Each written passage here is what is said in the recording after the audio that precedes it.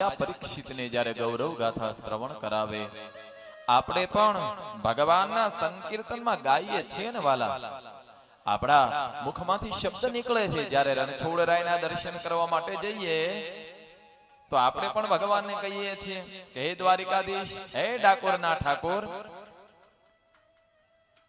અટવાયો મુંજાયો ત્યારે આવ્યો તારે દ્વાર. હું અટવાયો, ક્યાંય પણ આપણને એવું લાગે કે અમે અટવાઈએ છીએ એટલે કોણ યાદ આવે? સ્વયં ભગવાન ડાકોરના ઠાકોરજી યાદ આવે. હે દુનિયાનો દાતાર બનીને તું કેમ બન્યો છે કઠોર. ડાકોરના ઠાકોર એ તારા બંધ દરવાજા ખોલ. ડાકોરના ઠાકોર તારા બંધ દરવાજા ખોલ.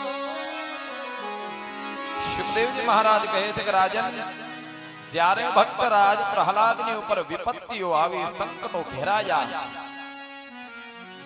ભક્ત પ્રહલાદને ખબર પડી ગઈ કે હવે મારું રક્ષણ કરવા માટે હું કદાચ કોઈને બોલાવું તો ન આવે, કારણ બધાને ભીતિ, બધાને ભય, બધાને બીક છે કે હિરણ્યકશિપુ બધાને મારી શકે એટલો સામર્થ્યવાન છે. માટે જેમનો કોઈ નો હોય એમનો મારો દ્વારિકાધીશ હોય, એમનો મારો રાજા રણછોડ હોય. માટે ભગવાનની ભક્તિ કયા કયા પ્રકારે થાય? શ્રવણમ એટલે કે ભગવાનની કોઈ પણ કથાને સાંભળવા માટે બેસો. કીર્તનમ ભગવાનના કીર્તન કરો. અર્ચનમ ભગવાનની સેવા પૂજા અર્ચના કરો. આપણું મંદિર જે હોય એ મંદિરની અંદર રહેલા દેવ દેવતાઓની સેવા કરો. પાદ સેવનમ ભગવાનના ચરણની સેવા કરો. સખ્યમ ભગવાનને મિત્ર બનાવી અને તમે રાખી શકો છો. ભગવાનની જોડે મિત્રતા કરવામાં જો આવે તો ભગવાન સખ્ય કહેતા મિત્ર ભાવથી પણ આપણા કાર્યો કરે છે. સુદામાના કાર્યો કર્યા તો આપણા કેમ ના કરે? પરંતુ મિત્ર ભાવ હોવો જોઈએ. આત્મનિવેદનમ બધું ઠાકોરજીને સમર્પિત કરે. પ્રથમ ભક્તિ સંતન કર સંગા. પ્રથમ ભક્તિ સંતન કર સંગા.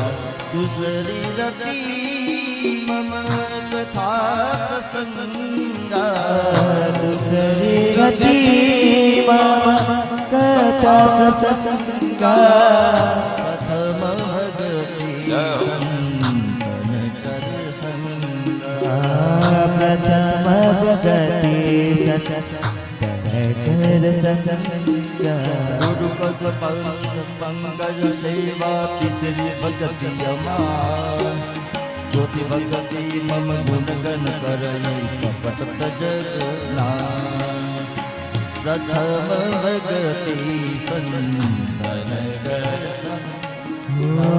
प्रथम भक्ति संतन कर संगा.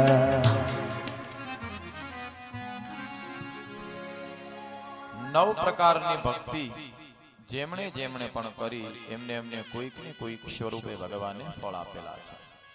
પ્રથમ ભક્તિ મેં કહ્યું શ્રવણમ. શ્રવણ કથા સાંભળવાની ભક્તિ કોણે કરી?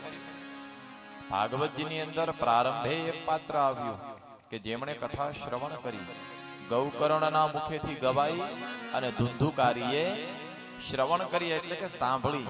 તો જુઓ, પ્રેત પીડામાંથી મુક્ત થયેલો ધુંધુકારી પાર કોનો મારે? પરમાત્માનો. કે મેં ભગવાનની કથા સાંભળી એને કારણે યહ કથા મુક્તિદાનેન ગર્જતી, એને ગર્જના કરી કે તમારી મુક્તિ થશે, અને મારી મુક્તિ થઈ. એમણે કથા સાંભળી, એમને મુક્તિ મળી. બીજી રાજા પરીક્ષિત 7 દિવસ કથા સાંભળીને તો રાજા પરીક્ષિતને પણ ભગવાનનું વિમાન લેવા માટે આવ્યું. તક્ષક નામનો નાગ ફક્ત દેહને કરડ્યો પણ એના આત્માને સ્પર્શ ન કરી શક્યો. આ ભક્તિ સાંભળવાની ભક્તિ છે.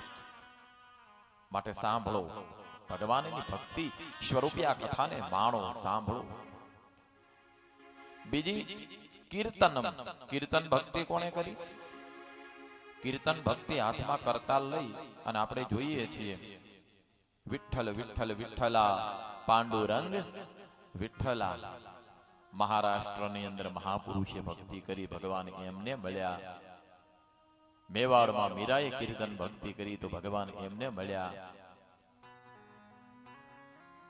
જુનાગઢની અંદર નરસિંહ મહેતાએ કીર્તન ભક્તિ કરી તો કૃષ્ણ એમને મળ્યા. એક ની 52 વાર મળ્યા.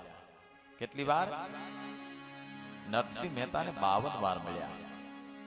અને જો હું આ વ્યાસપીઠ પરથી જવાબદારીની સાથે, ભરોસાની સાથે કહું કે હું અહીંયા આજે વ્યાસપીઠ પર બેસી અને કથા કરવાને લાયક બન્યો હોય, અધિકારી બન્યો હોય ને, તો એમાં પણ ક્યાંક ને ક્યાંક કીર્તન ભક્તિ જ છે.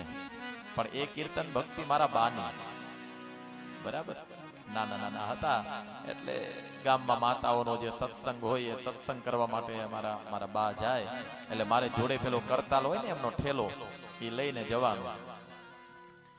પછી એ 15-20 માતાઓ ભેગા થાય, હાથમાં કરતાલો લઈ આમથી નામ ને આમથી નામ માથું ડોલાવીને કીર્તન કરે ને મને આવે કંટાળો. મને એમ થાય કે આ પૂરું કરે ને તો સારું, કારણ કે પાછો થેલો લઈને મારે જ ઘેર આવવાનું હોય. બાને એકલા મુકાય નહીં, ઉંમર થઈ ગઈ હતી, 75+ હતા એટલે એકલા ના મુકાય. અને સંધ્યા સમયે જ કીર્તન થાય એટલે એમની રીતના હું પછી મારી રીતના બેસું. શું કરવું? બેસવું તો બેસવું પડે, પરાણે તો પરાણે. પણ મજા આવતી હતી છેલ્લે. શા માટે? છેલ્લે જયારે કીર્તન પૂરા થાય ને એટલે પ્રસાદી વહેંચવાનું મને કે જે પ્રસાદી હોય પેલાના સમયમાં ગળા મમરા હતા, બરાબર, પ્રસાદીમાં ગળા મમરા. તો હવે નવું નવું એવરીડે આવે છે.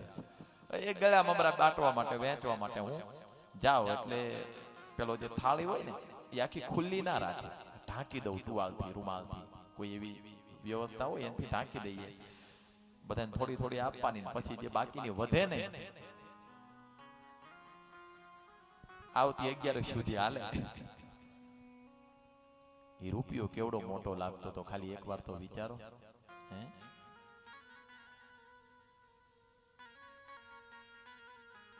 એ કીર્તનમાં મને લઈને જતા, એ કીર્તન કરતા, હું શાંતિથી બેસતો, ગમતું નતું તેમ છતાંય બેસતો, કારણ કે ખબર નથી પડતી. પણ ત્યારે ભલે ખબર નથી પડતી, પણ એ કૃષ્ણના કીર્તનનો મહિમા એટલો છે કે આજે વ્યાસપીઠ સુધી મને પહોંચાડી દીધો. આ કીર્તનની તાકાત છે બાપ. એટલે ઘરમાં સંકીર્તનો થવા જોઈએ. જોર જોરથી આપણે પેલા મૂવીના સોંગ વગાડીએ છીએ ને, હા, તો એની જગ્યાએ આપણે સંકીર્તનો આપણા ઘરની અંદર થવા જોઈએ. એ સંકીર્તનનો મહિમા ક્યાંક હરિદ્વાર સુધી પહોંચાડી દે છે. શુકદેવજી મહારાજ કહે છે કે રાજન, જેમણે જેમણે પણ જે પ્રકારે ભક્તિ કરી એમને એમને એ પ્રકારના ભગવાને ફળો આપ્યા છે. યાદૃશી ભાવના યસ્ય સિદ્ધિર ભવતિ તાદૃશી. જેવો જેમનો વિચાર એવા એમને કૃષ્ણ મળ્યા છે, એમને ઠાકોરજી મળ્યા છે.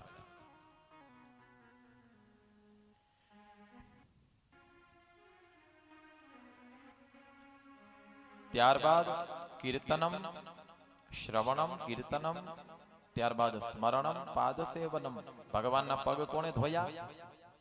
રામાયણની કથા આપણને યાદ આવવી જોઈએ, બરાબર છે. રામકથાની અંદર ભગવાન રાઘવેન્દ્ર સરકાર ભાઈ લક્ષ્મણ અને ધર્મપત્ની જાનકીજીને લઈ અને જ્યારે વગડો વેઠવા માટે નીકળ્યા, સરયુ નદીના કિનારે એક નાવિકને બોલાવવામાં આવ્યો છે કે ભાઈ નાવિક, તારી નાવ આપને તો આ પારથી પેલે પાર જવું છે. નાવિક આવે. નાવિકનું નામ કેવટ. આવીને હાથ જોડીને ઉભો રહ્યો. બાપજી, હું તમને ઓળખું છું, તમે દશરથ નંદન રામ છો ને? તો કે હા, હું એ જ. તો કે પ્રભુ, શું સેવા કરું? કહે છે મને તમારું નાવ આપો, નાવડું આપો. તમારા નાવડામાં બેસી, વહાણમાં બેસી અને મારે પેલે પાર જવું.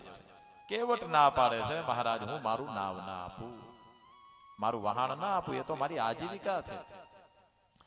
લક્ષ્મણજી ગુસ્સાથી કહે છે કે અયોધ્યાના રાજા દશરથના પુત્ર રામ તમને એમ કહે છે કે નાવ આપો અને તમે ના પાડો છો. ત્યારે નાવિકે કહ્યું છે કે બાપજી, તમે ગુસ્સો ભલે કરો પણ હું નાવ એટલા માટે નહીં આપું, કારણ રજ રાઘવની કામણ ગારી નાવ નારી બની જાય રે. રજ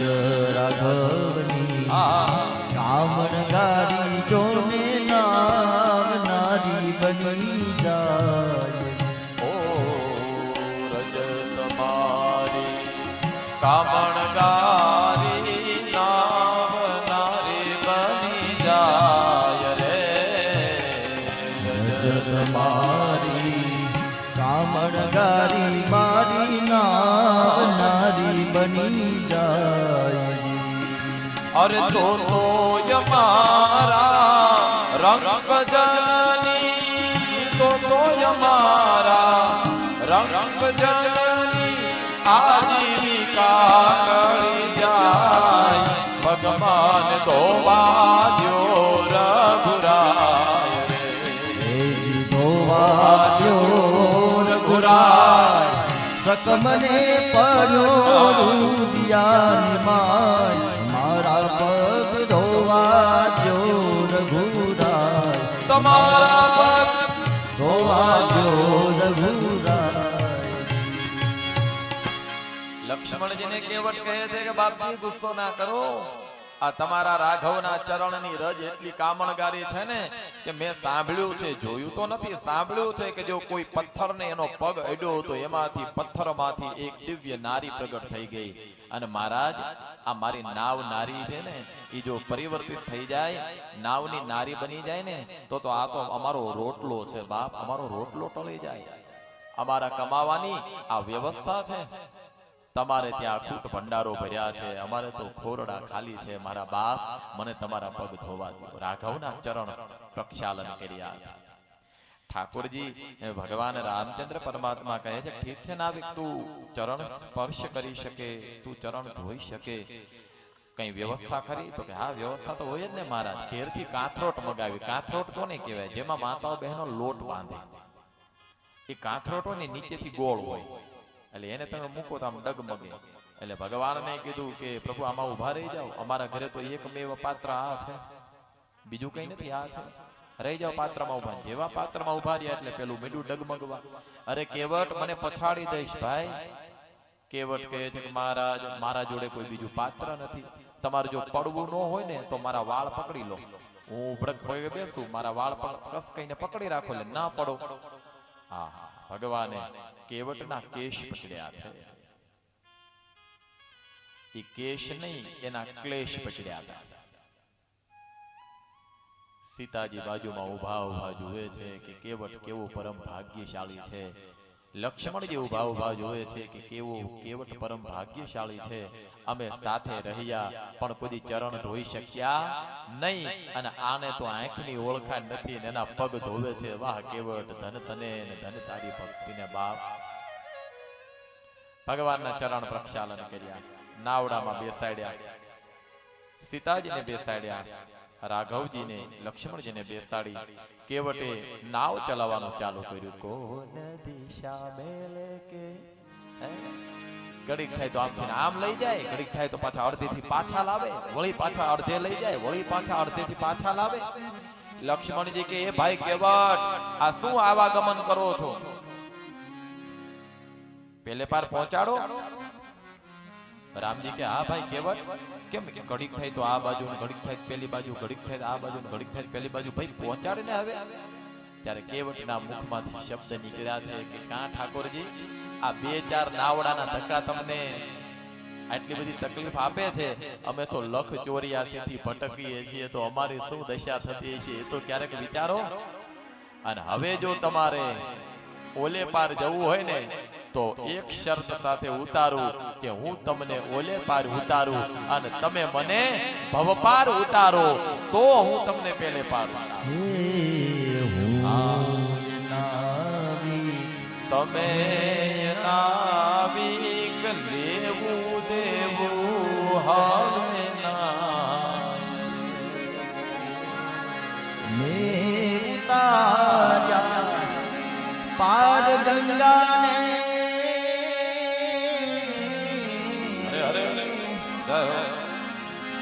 મેં ઉતાર્યા પાર ગંગાને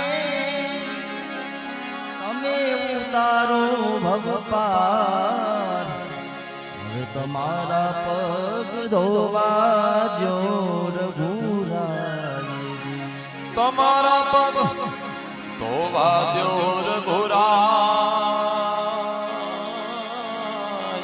સકમને પડ્યો દુધિયાની માય તમારા પગ ધોવા જો રઘુરાય. અર્થ એ છે કે ભગવાનની પ્રભુ ભજનની ભક્તિનો મહિમા. ભગવાન યાદ રાખજો કેવટ ભણેલા નતા. મુદ્દો એ છે કે આજની તારીખમાં હું ચોક્કસપણે એટલું કહી શકું કે ભણવા કરતા ગણવું વધારે મહત્વનું છે. કારણ કે ભણીને કંઈ ભગવાન ન મળે. ભણવા માટે સ્કૂલમાં જઈ શકો, જ્ઞાન માટે તો ગુરુ પાસે જવું પડે. અને એના માટે ગુરુ પાસે શા માટે જવું પડે? ગુરુ ગોવિંદ દોનો ખડે કાકો લાગુ પાય. અરે બલિહારી ગુરુ આપકી હમે ગોવિંદ દિયો